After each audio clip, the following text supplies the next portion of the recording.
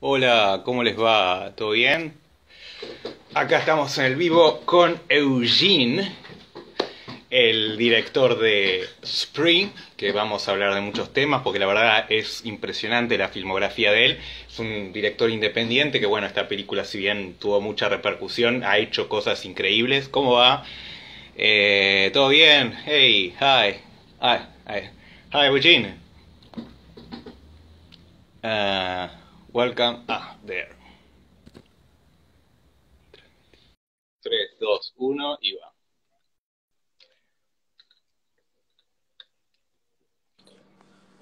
Hi, Eugene. Hello, Adrian. What's up? Nice to meet you. Thank you for this chat. I'm here with my mate. When I talk to people in Argentina, we usually drink mate. It's our You're tradition. drinking mate? Yeah, do you know mate? Yeah, that gives you the energy, right? Yeah, yeah. It's like coffee, only I don't know. In Argentina, it's like a tradition. What's it But made from? I mean, it's just like a plant. I mean, it's just coffee. You just Yeah, it's get the it. plant itself is called mate. Mate.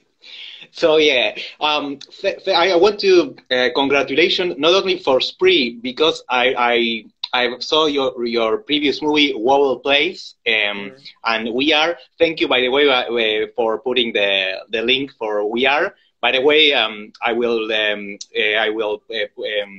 promote the movie because Okay, I cool. really find it fascinating. I mean, and for me, the your films are like a trilogy analyzing the way this social media or information technology, as we call it, has affects the way we behave, and in a way, it's more like the symptom of the sickness that affect us. And I really, if I have to choose my favorite, I would say Wobble Place was for me and very deep film. I really would like to start talking about that film if you Sure. want. Wait, the, Things. what? Oh, Sorry, can you hear me? Oh yes, please, please. Sorry. Yeah, yeah, I'm here. I'm here. Wait. No, no, no. I'm here. I'm here.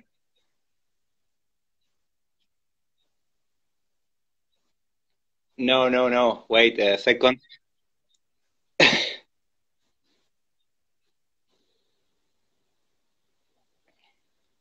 Oh, ahí ahora vamos a ver si puede reconectar.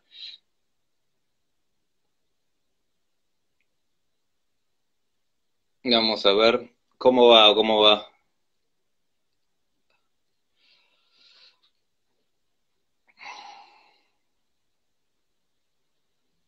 A ver, vamos a ver si se puede conectar. ¿Cómo va, gente? Hey, dude. Estamos, we are waiting for Eugene.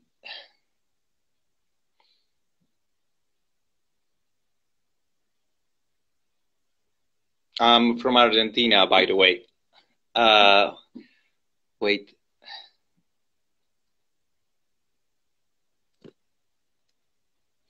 Vamos a ver.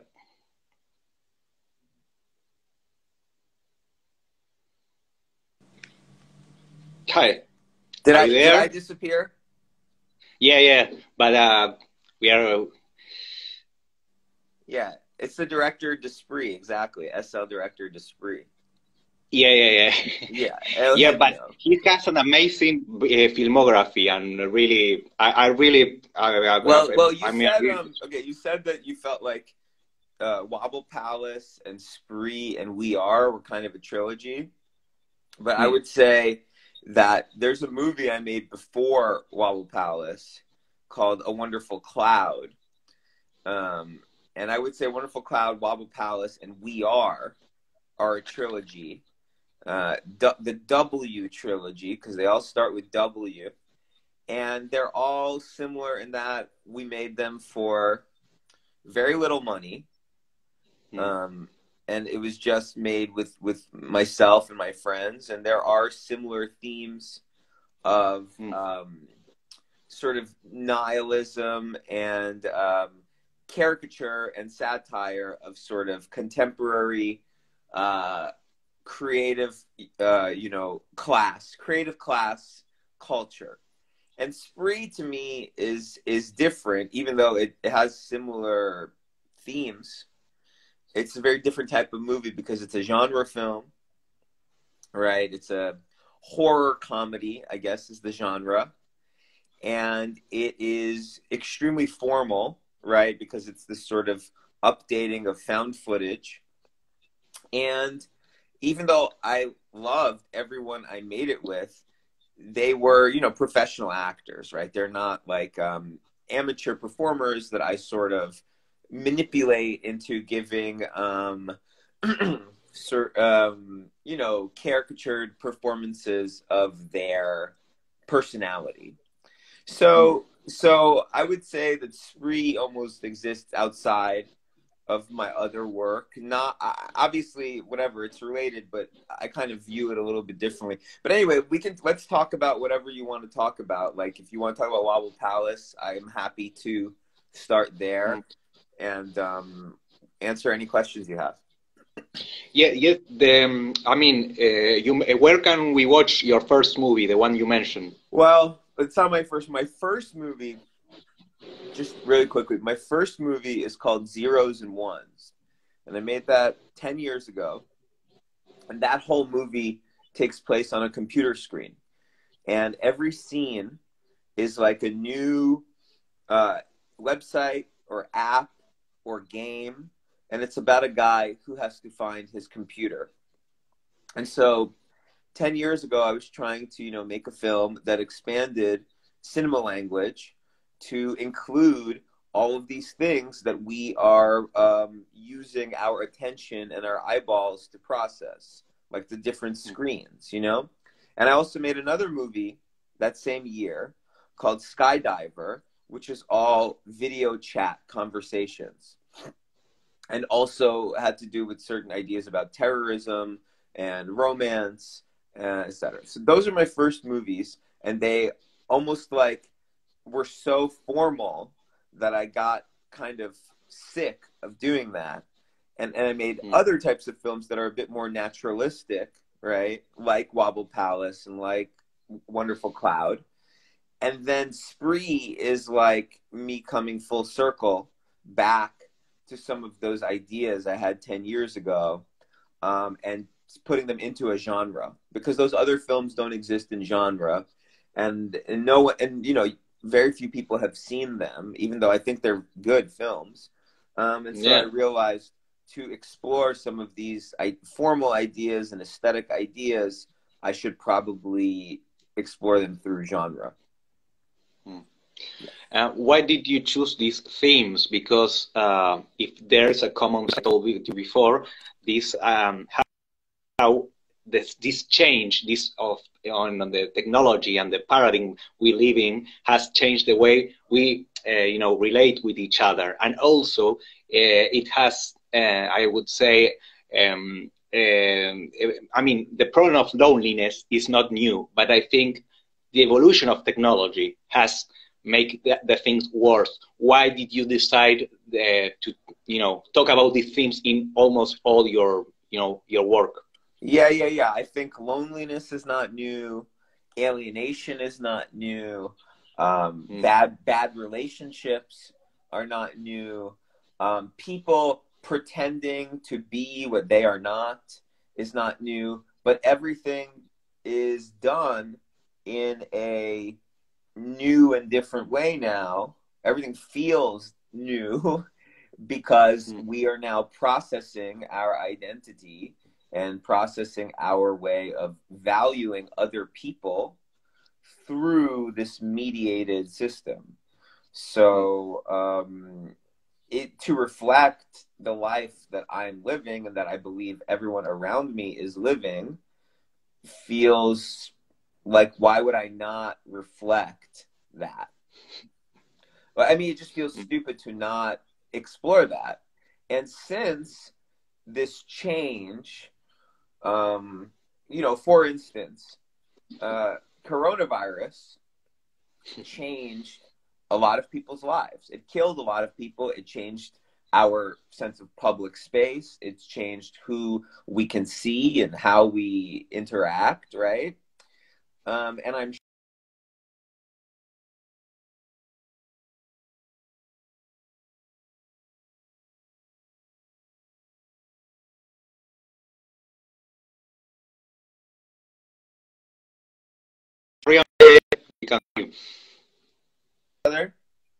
Yeah, but we are back. Yeah, Okay, we're saying. sorry. Coronavirus, right, clearly has changed everyone's lives. Some people will ignore it. Some filmmakers will make films about it. I will probably make a film about it. But it's not inherently aesthetic, right? There's nothing about coronavirus that has anything to do, innately with film language. Social media, the phone screen, the computer screen, these things are narrative, right? They organize our lives into stories, into sequences, into timelines, into you're at the middle of a circle and then there's a bunch of other things around you, a bunch of other people, a bunch of events. 5 years ago, you did this. 2 years ago, here's this thing you did, that is inherently cinematic. So it feels obvious to me to incorporate these visuals and this language into cinema. Yeah. No, what I found really interesting about the Wobble Palace was the idea, because Tinder has, in a way, changed the way we date, in a way. Actually, a lot of men, a friend of mine, get really frustrated by this system. Uh-huh. I have myself experienced Uh-huh. this frustration, and I know in the long term, frustration becomes resentfulness. And Yeah. that's a very dangerous thing. And you say something very interesting in an interview I read, that we sort of become cyborgs because the application are an extent of ourselves. So in a way, if we are really feel disappointed of the response of the other person's app or virtual image, we get angry with her, with her, and it's all dynamic. It's very, really, really deteriorates the human relationship. And well, it's that was the idea of Wobble Palace, to express, to show in this way these mechanics. Yeah, I mean, I think I wanted to show the mechanics is a good word. The mechanics of relationships in general under the rule of contemporary communication technology, right? Which is that you have endless opportunities to screw up your love life and to betray your investment in a meaningful relationship, right? Because none of those relationships that those characters have with other people are romantically meaningful. They are just immediate, right? They're this sort of like immediate escape from a already existing bad relationship. But it also begs the question, is the relationship bad because the people are a bad match, or because they're living under sort of exploitative sort of technocracy, And I think that's embedded in like what that movie is about, beyond just sort of like narcissism and delusion and a lot of other things. There's the scene right in that movie where the Eugene character gets very angry at his Tinder match because she's not responding to him. But I would also say that I believe women have a very different experience on those apps that's also extremely frustrating, which is even if the men are not being toxic and verbally abusive and whatever, they're being inundated with hundreds, if not thousands of matches every day, and that messages every day. And, most men are very stupid about how explicitly they want sex. And they believe the sex, that the app is like, a brothel for their sexual, gratification. And, I don't think that most women are viewing it that way, or at least they're not viewing it as the sort of like sexual gratifiers. Obviously women go on there and can do it just to hook up and have sex and fulfill themselves. But I mean, I'm just saying that experience is not just like frustrating for men on some level where they get rejected or whatever. I think it's frustrating for all parties. Because it's very gamified. It's impersonal and it's gamified, and you feel like you're constantly playing a game, or or there's like it feels fake in a way.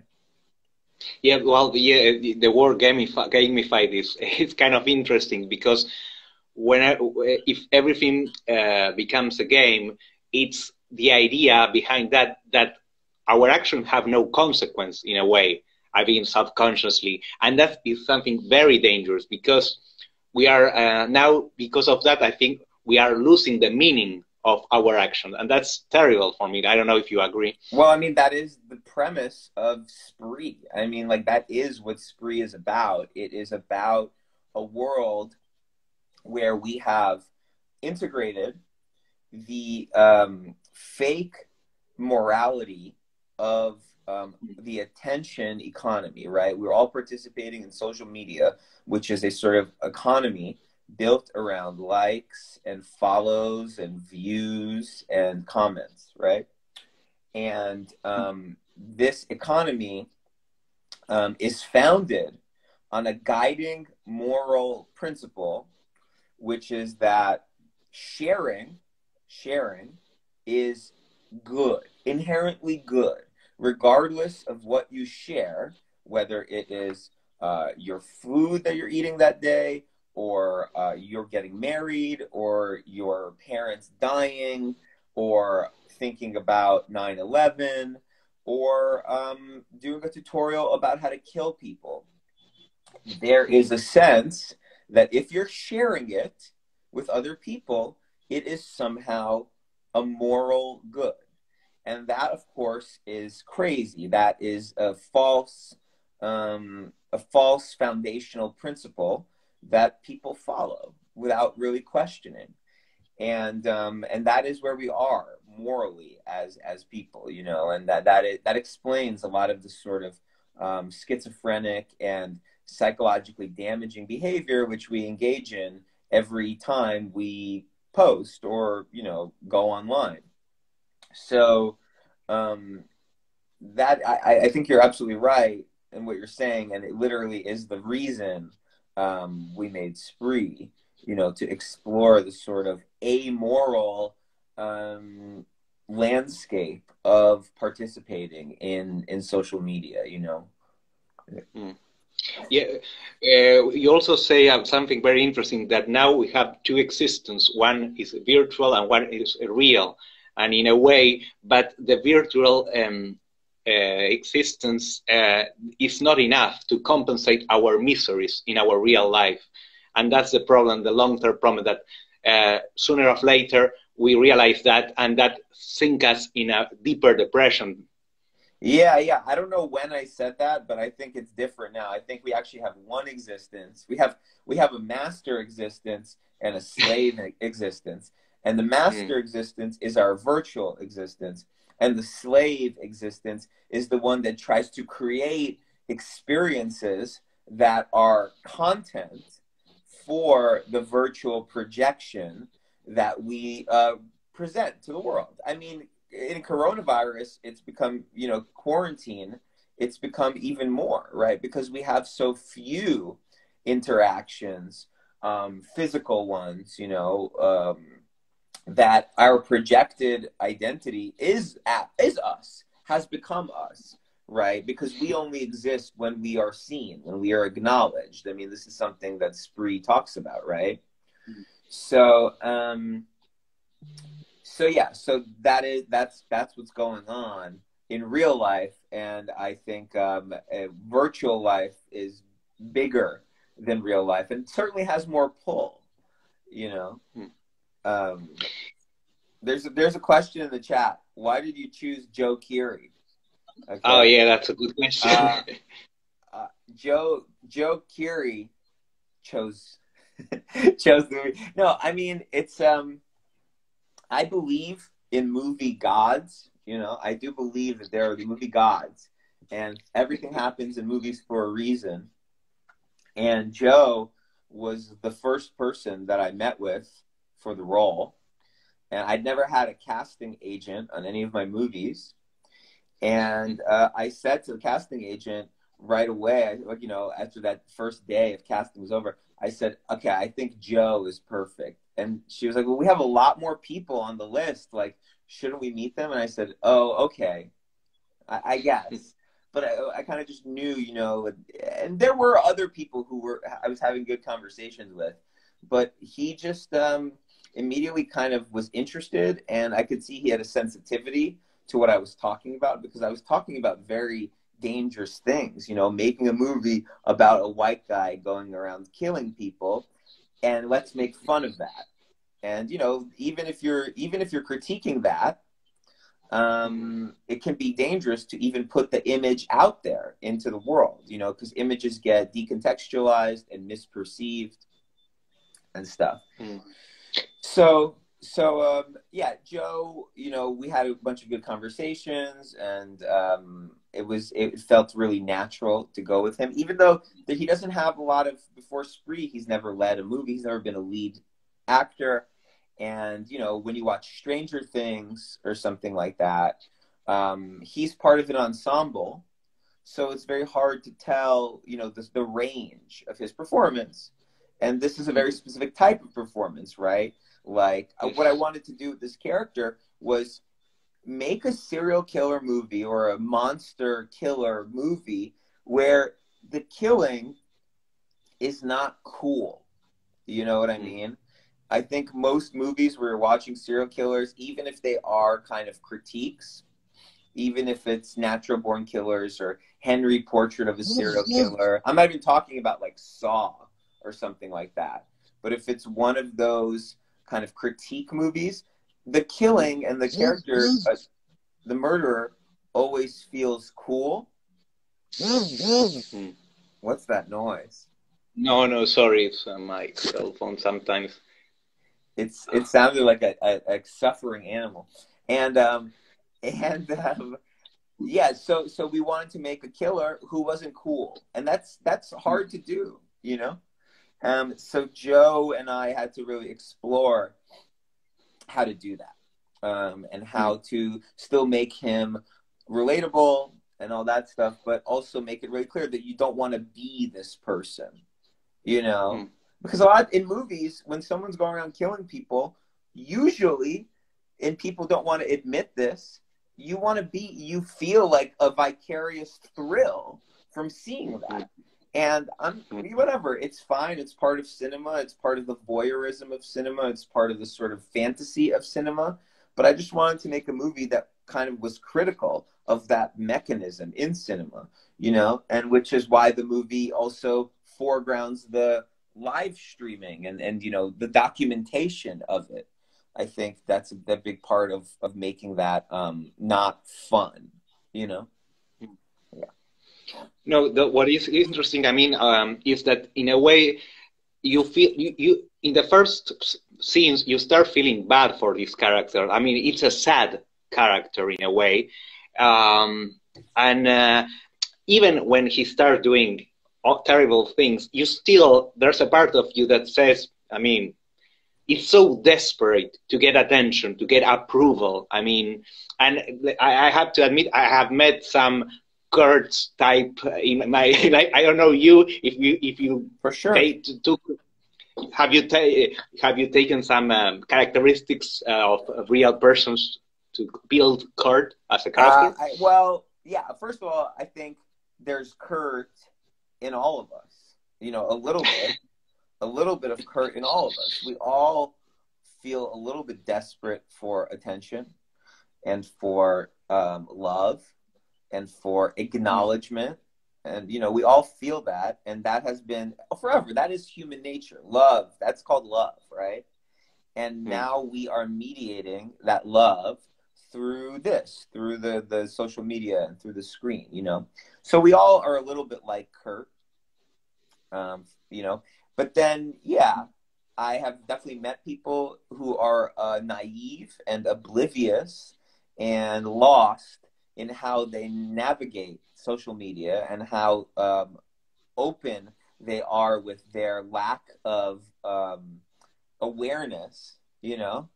And then I made a compilation, a video for Joe of a bunch of people online who I'd never met, but who I noticed exhibiting this sort of psychopathic, narcissistic, sad, as Nietzsche would say, human, all too human behavior, you know? Yeah.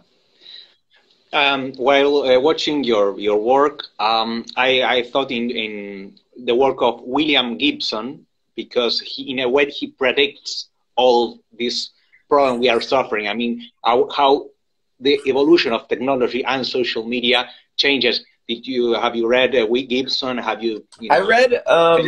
I read Neuromancer like a long time ago. Maybe when I was making zeros and ones. I'm actually a really big Philip K. Dick fan. Yeah. And I think my sensibility in terms of humor is very close to his, which is that everyone is kind of pathetic. People are generally have good intentions, but they're very selfish good intentions. And so when you filter your kind of pathetic, well-intentioned nature through your blind sort of selfishness, things go really wrong. And it's funny when they go wrong because of that. And also, you know, the sort of cultural and psychic schizophrenia that most of his characters experience. I think we are, as a culture, experiencing that because of our addiction to our virtual identities. And I do think that's reflected in all of my movies. I would like to make like a science fiction or speculative fiction film at some point. I'm kind of writing one sort of right now. It's not exactly science fiction. It's based around conspiracies. You know, paranoia. I think there's also built into this is also just a lot of paranoia. Well, actually, Philip Dick was a fan of conspiracy theories and paranoia. For sure. So, I mean, he underwent a certain, you know, psychological break that I think a lot of people undergo now. So in his stories, even his earliest stories, he has a certain schizophrenic quality, right? There is a certain delusion that many of his characters experience where they get access to a conspiracy, and now they're broken. And the text, the actual writing, starts feeling very fragmented and broken, which is good and bad, whatever, as for enjoyment. Then later in his life, you know, in the, I think, late 60s, he had a schizophrenic break where he believed that, you know, a outer space light went into his mind and gave him access to a parallel world that was happening simultaneously into our, there's the cover world, which we're all in, and then the real world, which is the Roman Empire still crumbling. Okay. So I think what I'm trying to say is that I think nowadays people come up with theories about things that are wrong with the world and wrong, you know, maybe with how they're experiencing the world. And then several years later, after processing all of these beliefs and theories and internal criticisms, it actually projects itself into people's identity, and they transform their identities. People are going through very serious psychological schizophrenia right now, and they are enacting their fears or their their belief that is different with reality. And then, they talk about it and they think about it and they critique it and whatever. And then later they just actually live it. They become the sort of psychological break that they notice in the world. I don't know if that fully makes sense, but no, it makes sense. Actually, when we started this chat, I said loneliness and all anxiety is not new. Recently, I watched a movie called Rent a Pal. It's a great movie and deals with loneliness, but in the 80s. Mm-hmm. And it's the relationship between a man with a video cassette, uh-huh. And it's very interesting because I saw it after I saw Spree, and I say it shows that the problem is not new. I mean, back in the 80s, in the 90s, this consumption society grow, we become more and more, we feel more and more alone, and we are losing our capacity to, relate to each other. We are losing emotional intelligence. You talk about how men are dumb in Tinder, and I hear a lot of my female friends say, "Oh, these men are sociopaths." No, it's not that. They are losing the way of the empathy, the capacity to to have emotional intelligence, and that's one of the more terrible consequence of all these changes. And I don't know if you watched that movie, Rent a Pal. It's an indie movie, and also and I really related to your movie because it shows us in the 80s and now that it hasn't changed. Now the equivalent of a Rent-A-Pal is podcasts. I do think one of the reasons that podcasts are popular is because they are, friend simulators, right? I didn't coin that term. Actually, Dasha, who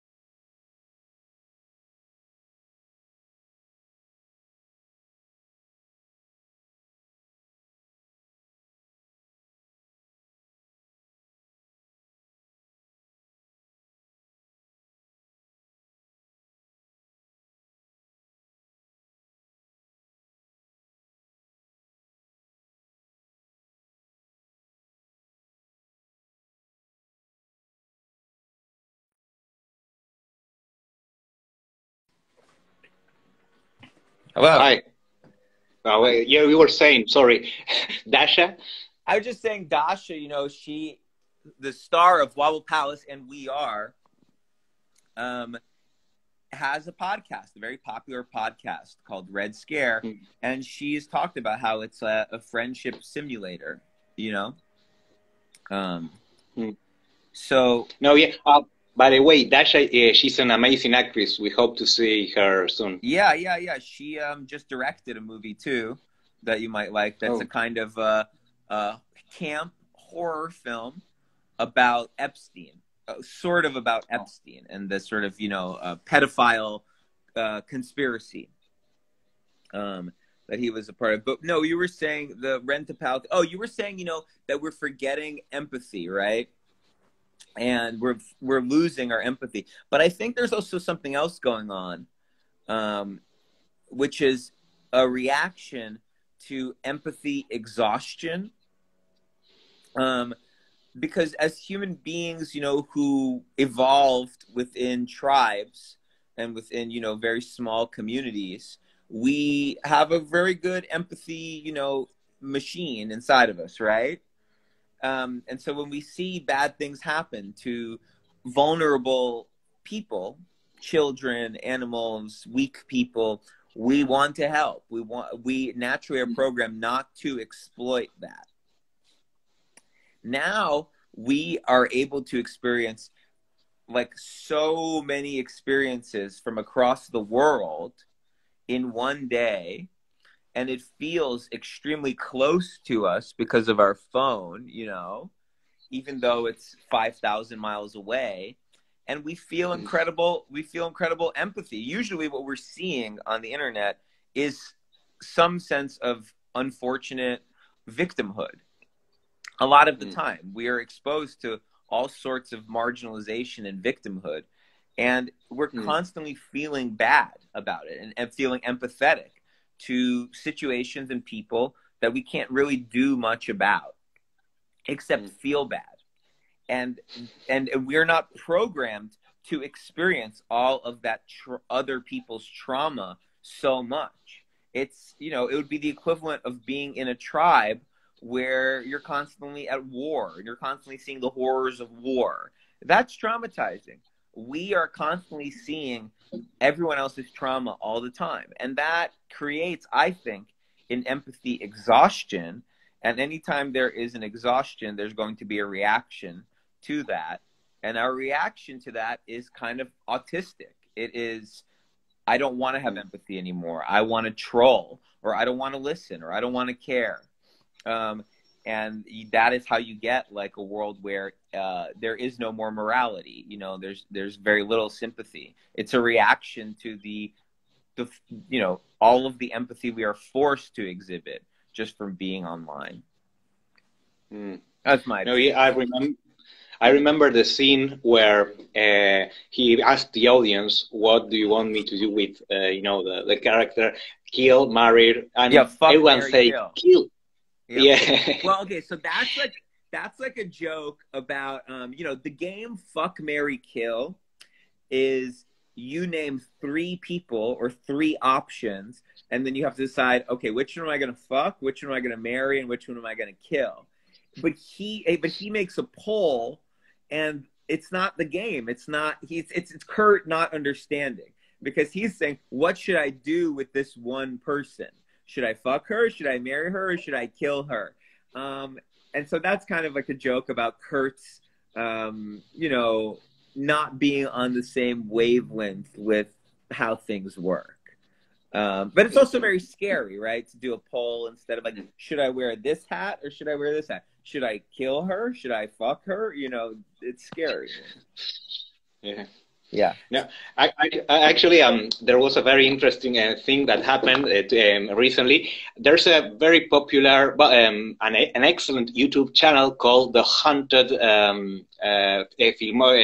Filmography. It's from Spain. The guy made he's an anthropologist, and he made an excellent analysis of the theme of your movie and your movie, to talk about real events that happened because of social media, like the guy of New Zealand killing people on the, you know, and filming himself, and YouTube banned the video and then closed his account because of that video. Yeah, and we have to. His analysis was, it was sociological, anthropological, but also he talked about spree. Yeah. He used the movie to talk about. He loved the movie, so he used the movie about, and they shut down the account. So we have to, you know, connect. You have to, all content creators from all Latin America start complaining because it's the best YouTube channel. He has like 100,000 subscribers, but still. Because he deals with independent movie making, he's so great in his analysis. So he asked me to tell you that this anecdote. Now the channel is back. It's an excellent analysis. It's in Spanish. I will see if we can. I'd love to talk to him. Send it to me, because you know that is really ridiculous problem that we're going to have more and more of, which is deplatforming and banning people. And obviously, unless you're out there physically hurting someone for attention, I don't think anyone should be censored. I think it's very wrong. I mean, you know, many countries have experienced, you know, Spain, right, was a fascist ruled country for 40 years, right? Yeah. So people don't want to be people who have a past where they understand what it's like to live under authoritarianism or totalitarianism don't want that. They don't want to be silenced. In America, we don't have that experience, really. Censorship of expression. So we are much quicker to enact that policy without understanding the repercussions of it, I think.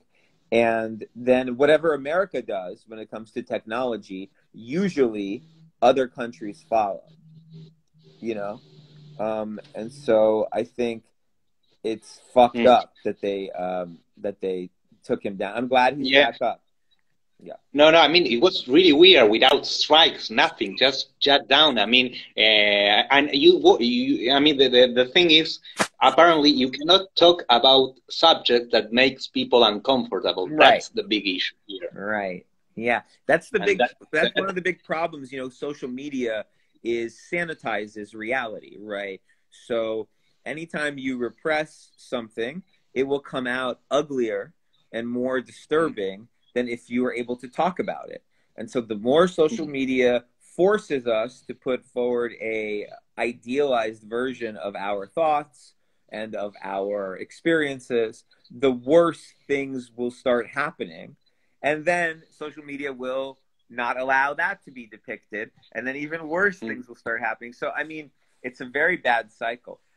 About the New Zealand shootings, the Christchurch terrorist, that happened when we were filming the movie.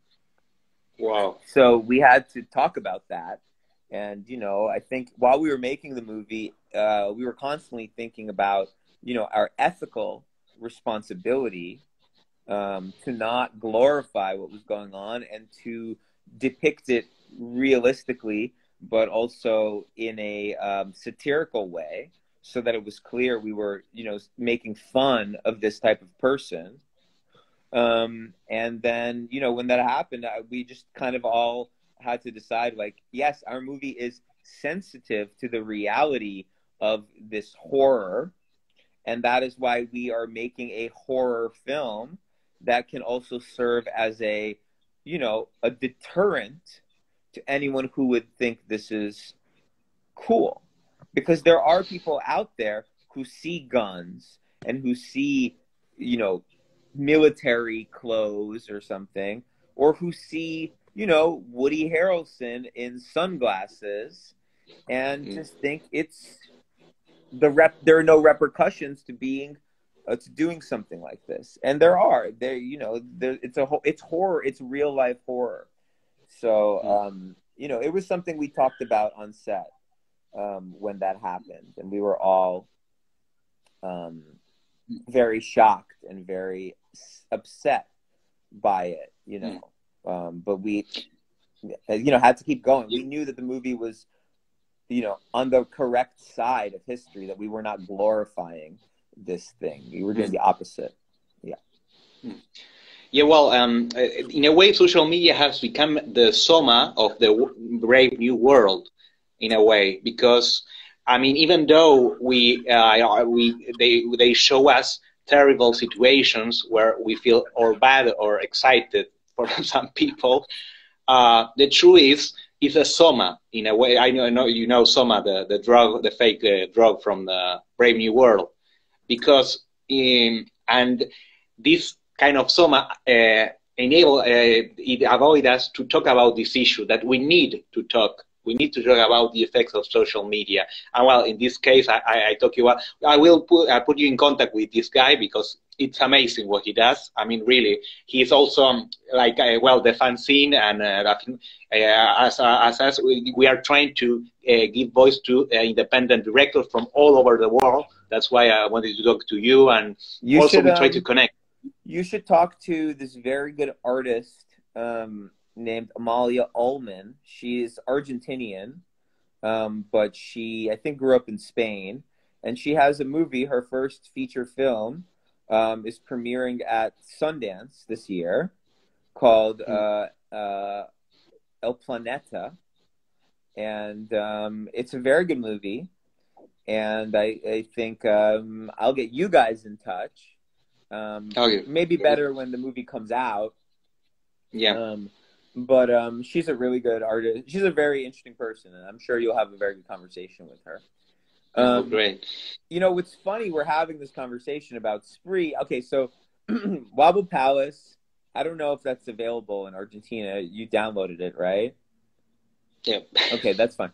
We Are is for free on my website. Not on my website, but on a website called www.weare.fyi. So anyone can watch that right now. My other films, some of them are available for free on my website, everybodyloves.me. But Spree is going to have a release throughout South America and Central America.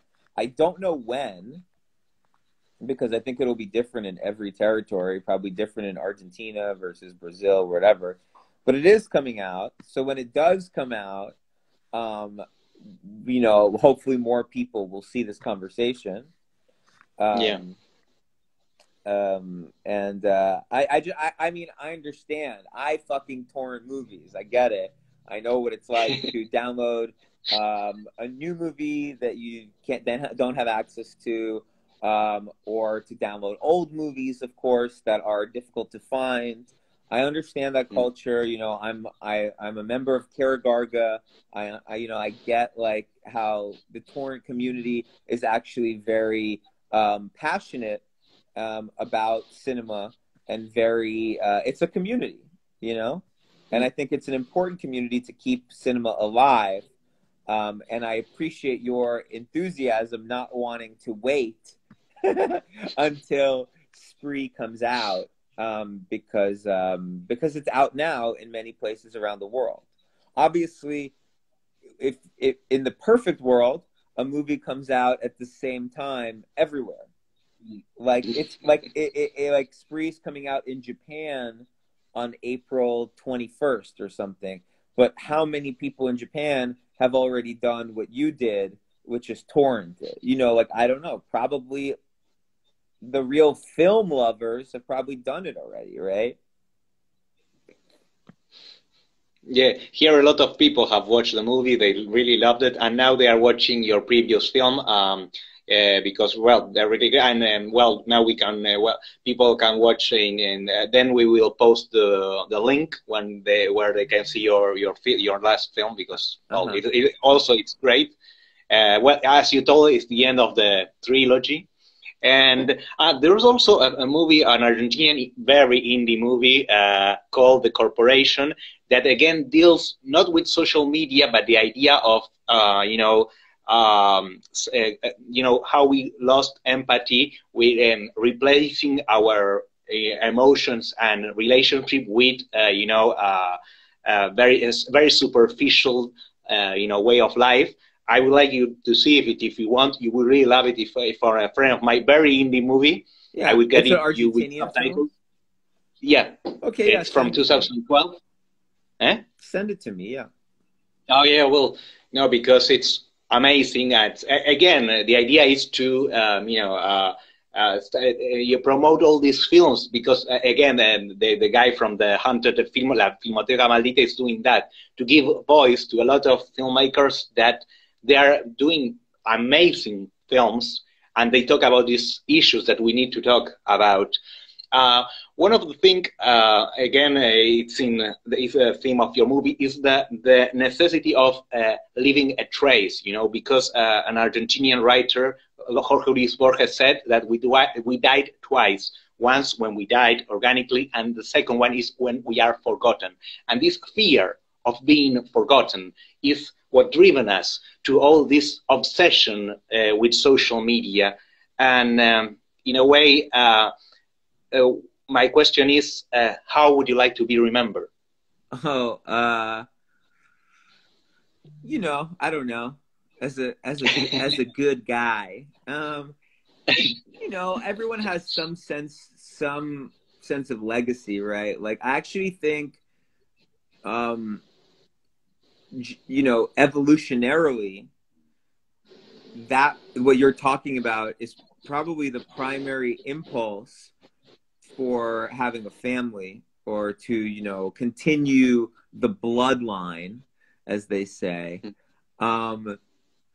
So, and I think especially in early social media, like in the first few years of Facebook, I think a lot of people displaced their instinctive desire to have children and to have a family with the fact that they will now have a digital legacy where they are remembered in these virtual spaces.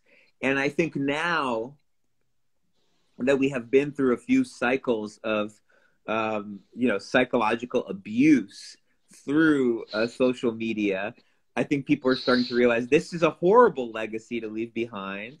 And this is not a good substitute for continuing the bloodline. If anything, I hope all of this horrible traces disappear, when I die.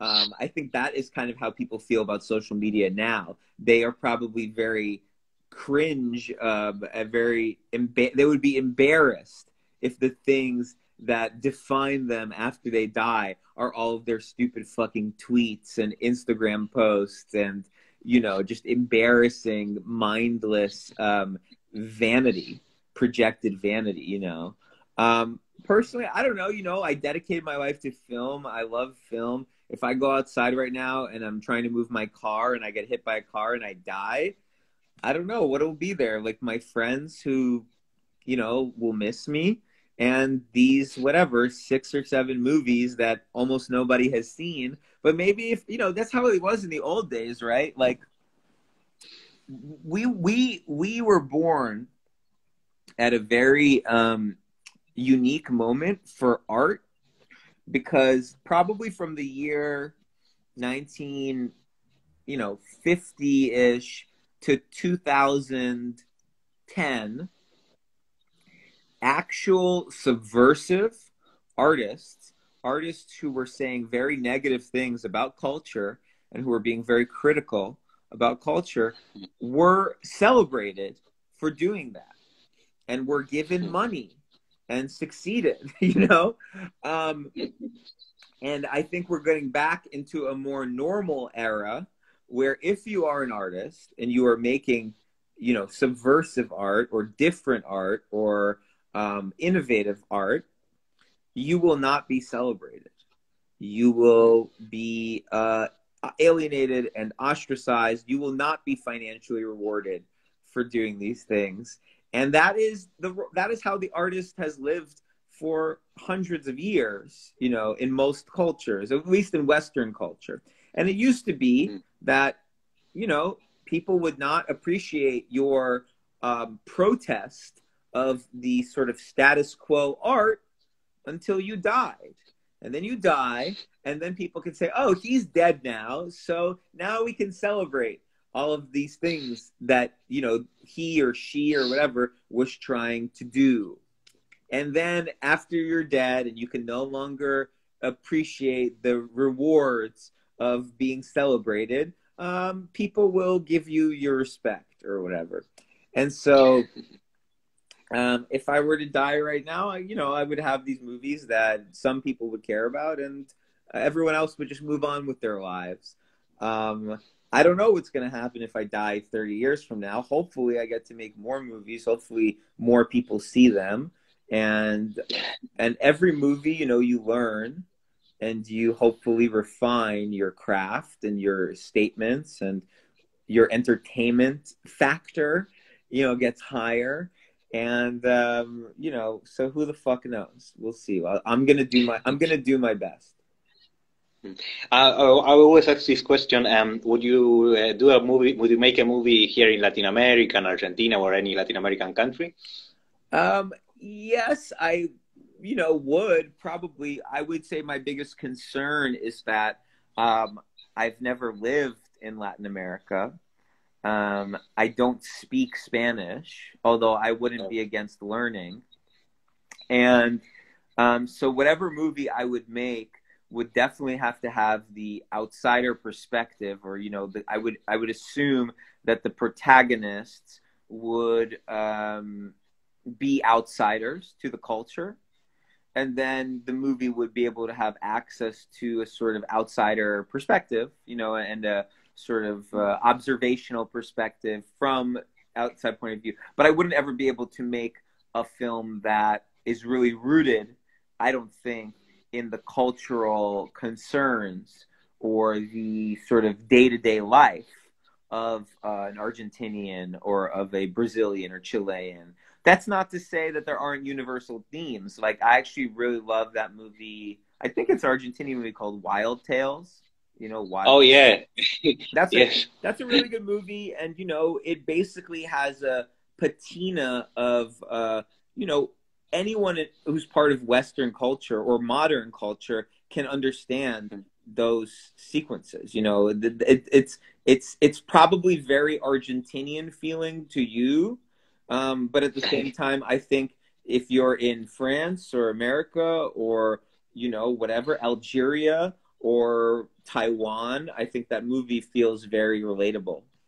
The segment where the guy is wants to put a bomb into the bureaucratic frustration, or just the wedding sequence or whatever. That's all universal. What's interesting about that movie is that it's like it shows different class. Different if you see, there's from the top to the story about the two cooks trying to poison the mayor. That's the guy who is planning to become he's a con man trying to become a politician, and it's the story of any politician here. I mean, he starts as a con man, like